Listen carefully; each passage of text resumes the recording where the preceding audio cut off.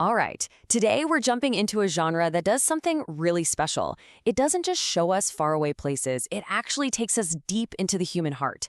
I'm talking about the travelogue. And trust me, it is so much more than just a simple trip diary. It's a real art form. So, have you ever wondered what turns a simple trip, your vacation recap, into a story that people will be reading for generations? That's the big question we're digging into today. And the answer? Well, it all comes down to the incredible craft of the travelogue. Okay, so first things first, let's draw a really clear line in the sand here. We are moving way beyond a basic recap of, I went here, then I did this, then I went there. What we're really talking about is how a journey gets transformed into a truly profound story. And this is such a great way to see the difference. On one side, you've got your basic trip diary. It's all about what happened, just the facts, right? But then you have the literary travelogue. That's all about exploring what it meant. It's personal, it's emotional, it's subjective. I love this analogy. It's the difference between just looking at a map and hearing the story from the person who actually walked that path. And that really gets to the heart of it. A travelogue is this unique kind of genre that, it just doesn't fit neatly into one single box. So let's dive in and take a closer look at what that really means. So here's a good, solid definition for us. The real magic of a travelogue happens when two things come together. You've got the factual observation, the real details about a place and its people, and you combine that with personal philosophical reflection. That's where the author's inner world is reacting to everything they're seeing on the outside.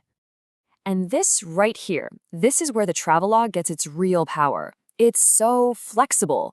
One minute it can feel super personal, like a memoir. The next, it's as thoughtful as an essay, or even as exciting as a great fictional story. It can be sharp social commentary, it can be a historical account. Sometimes you get all of that in the same book. This hybrid nature is exactly what makes the genre so compelling. Okay, so with all that flexibility, it's probably no surprise that travelogues can take on a bunch of different forms. A great way to think about this is like having different camera lenses. Each one gives you a totally unique way of seeing and interpreting the journey. First up, we've got the narrative lens. This is your classic adventure story, right? The journey itself has a plot, there are interesting characters you meet along the way, challenges to overcome. It basically reads like a quest. Then there's the scientific lens. A perfect example is someone like Charles Darwin on The Beagle. The main focus here is on empirical documentation. Cataloging plants, animals, geology, all with scientific precision. But here's the cool part. It's still a story. It's a really compelling narrative of discovery. Now, the philosophical lens, this one turns the focus completely inward. The actual physical journey is really just a catalyst, a trigger for a much deeper internal journey. Travel becomes the perfect excuse to think about the big questions: life, morality, our place in the universe. All right, the adventure's lens. Think of this as the narrative lens, but with the volume turned up to 11. The stakes are raised to the absolute extreme. We're talking about stories of survival against all odds, like scaling Everest or crossing Antarctica. The focus is all on human courage, resilience, and just the sheer drama of taking on immense risk. With the historical lens, a traveler sees so much more than what's right in front of them. They don't just see a place as it is today. They see the ghosts of its past. They're connecting what's happening now to ancient ruins, to cultural heritage, to collective memory. And what you get is this incredibly rich, layered story. And last but not least, the autobiographical lens. Here, the absolute central story is the author's own personal transformation. The journey isn't just about seeing the world, it's about how the world, in turn, sees and changes the author. So it doesn't really matter which of these lenses an author uses. What are the big ideas that make these stories so powerful year after year? Let's take a look at some of the really profound core themes that travelogues explore again and again. Yeah, think of these as the core threads that are woven into the very fabric of the genre. Stuff like the thrill of discovery, or that struggle of grappling with cultural differences, questioning your own identity, or reflecting on history. These are the big, universal themes that really elevate a simple travel story into a true work of literature. Okay, so that's the theory.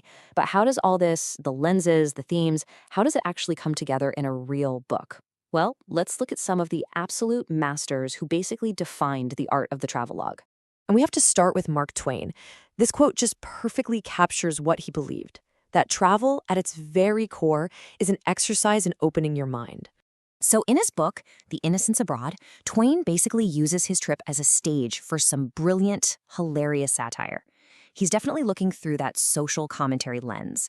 He isn't just observing cultural differences to write them down, he's using them to cleverly poke fun at human behavior and all the absurd assumptions we all carry around with us.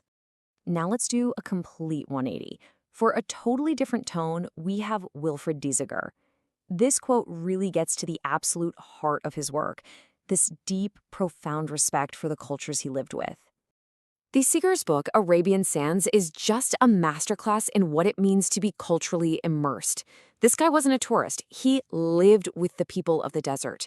He's using a combination of lenses here, the adventurer's lens to show us this incredible human survival, but also the philosophical lens to really reflect on what that survival actually means. And then you've got a total innovator like Bruce Chatwin. He looked at a journey and didn't see a straight line from A to B. He saw something way more complex, way more fragmented. With his book, In Patagonia, Chatwin just blew the whole genre wide open. He was blending factual reporting with personal stories and even a bit of literary invention. He used the journey itself to explore huge themes like solitude and identity. The point is, when you look at these three authors together, Twain, Diesiger, Chatwin, you really see the incredible range of the travelogue. It can be funny, it can be profound, adventurous, experimental. Its potential is just limitless. And that kind of brings me to a final thought just for you. You know, every life is a journey, right? So if you were to write the travelogue of your life, looking back through one of these lenses we talked about, what do you think its central theme would be? Would it be a story of adventure or self-discovery, maybe historical reflection? It's a really fascinating question to think about. Thanks so much for joining me on